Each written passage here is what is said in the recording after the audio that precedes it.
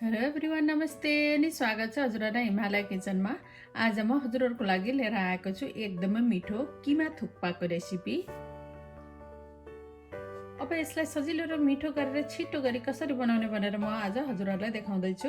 यसको लागि मैले यहाँ प्यानमा 2 ठुलो चम्चा तेललाई तताउन राखेको छु र तेल तातिसकेको छ। यसमा मैले प्राय आधा सानो चम्चा जिरा, एउटा हरियो खुर्सानी,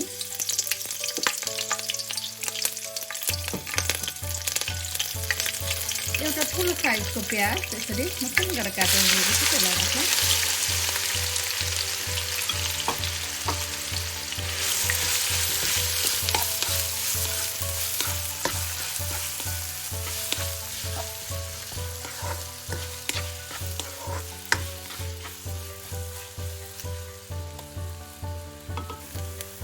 प्याज यतिको भएपछि मैले यसमा राखेँ 1 सानो चम्चा मसिनो गरेर कुटेको लसुन र अदुवा, आधा सानो चम्चा बेसार, आधा सानो चम्चा काश्मिरी रातो खुर्सानीको धुलो।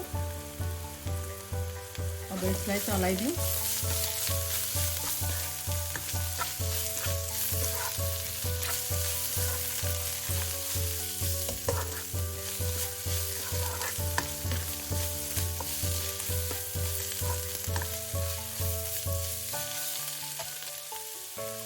र मैले यहाँ लिएको छु 150 ग्राम जति यो चिकन किमा।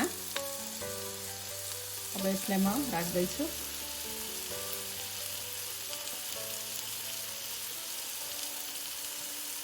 अब थोरै नुन राखेँ मैले आफ्नो स्वाद अनुसार। अब यो किमा राखेर यसरी चलाउँदै यसलाई केही बेर पकाउनु पर्छ।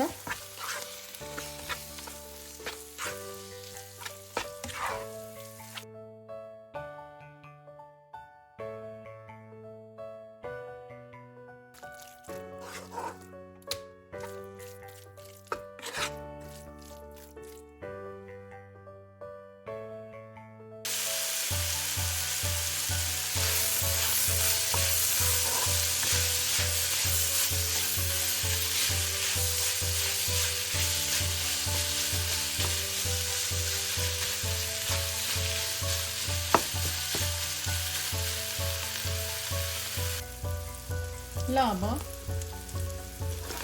यो चाहिँ राम्ररी यसरी मैले भुट्दै यसलाई पकाएँ केही बेर।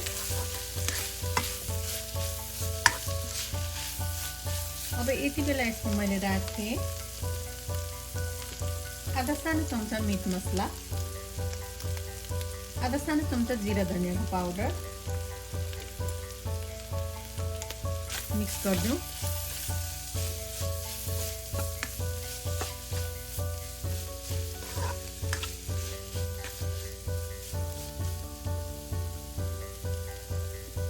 र 2टा मिडियम साइजको टमाटरको प्युरी लिएको छु मैले, त्यसलाई राखेँ।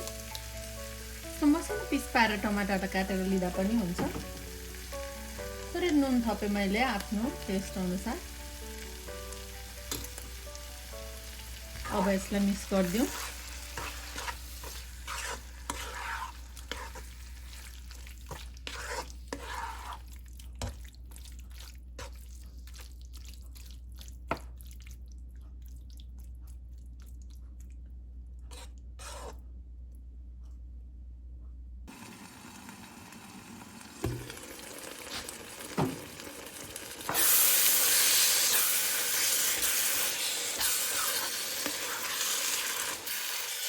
ल टमाटर राखेर यसलाई केही बेर पकाइसकेपछि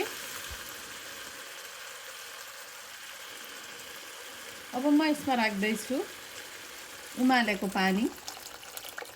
सुप चाहिँ कतिको आफूलाई बाक्लो पातलो राख्न मनपर्छ त्यही अनुसार राख्दा हुन्छ। म यति राख्दैछु।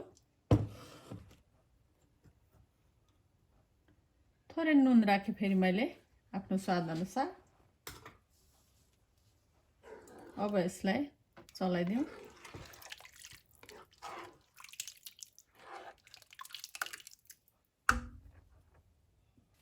अब यसलाई छोपेर केही बेर उमाल्नु पर्छ।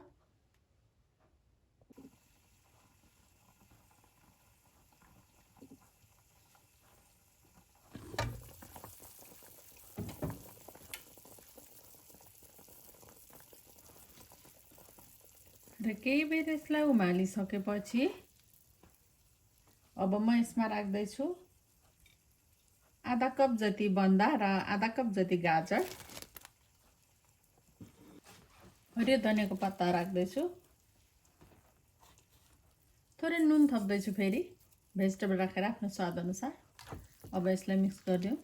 अब यसलाई फेरि 2 मिनेट जति उमाल्नु पर्छ। यो भेजिटेबलहरूलाई धेरै बेर उमाल्नु चाहिँ हुँदैन, धेरै बेर पकाउनु चाहिँ हुँदैन। यसलाई नछपिकन यतिकै म एकछिन उमाल्छु र केही बेर यसलाई उमालिसकेपछि मैले यसमा राखेँ थोरै स्पिनच। हजुरहरूले अरू कुनै सागहरू आफूलाई मनपर्ने यसमा राख्न सक्नुहुन्छ। अब यो स्पिनच राखिसकेपछि यसलाई धेरै बेर पकाउनु हुँदैन। अब चाहिँ हाम्रो सुप चाहिँ रेडी भइसकेको छ।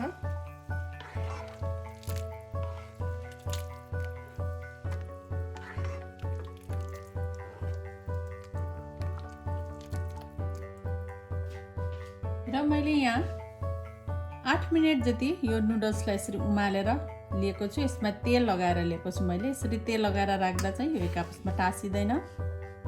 यो नुडल्स कसरी उमाल्ने भनेर चाहिँ मैले चाउमिन र थुक्पाहरू बनाएको भिडियोहरू च्यानलमा धेरै राखिसकेको छु र मैले देखाइसकेको छु। तिनीहरूको लिङ्क म डिस्क्रिप्सन बक्समा सेयर गर्नेछु। हजुरहरूले चाहनुहुन्छ भने हेर्न सक्नुहुन्छ।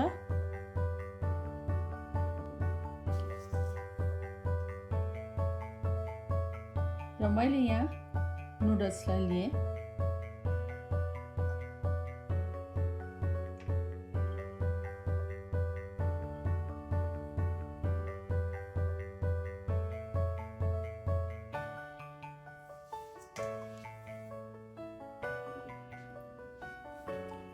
र अब मैले यहाँ राखेँ मैले अहिले बनाएको सुपलाई।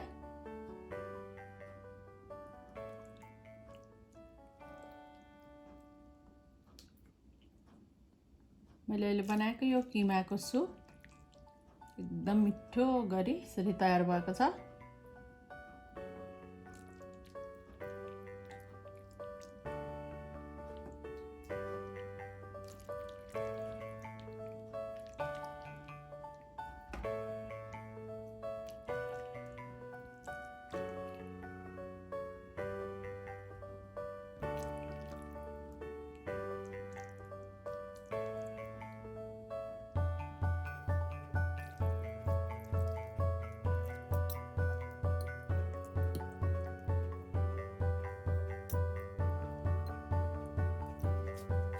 र यति बेला म माथिबाट राख्दैछु हरियो खुर्सानी र थोरै बाँकी रहेको हरियो धनियाको पत्ताहरू। र अब यति गरेपछि अब माथि हामीले कागतीको रस राखेपछि यो एकदमै मिठो गरी तयार हुन्छ। मैले आधा जति कागतीलाई यहाँ निचोर राख्दैछु। आफ्नो टेस्ट अनुसार हजुरले राख्न सक्नुहुन्छ। ल अब हाम्रो किमा थुक्पा चाहिँ यसरी बनेर खानको लागि रेडी भएको छ। हजुरहरूले पनि यसै गरी सजिलैसँग मैले चाहिँ सजिलो तरिका आज हजुरहरूलाई सेयर गरेको छु।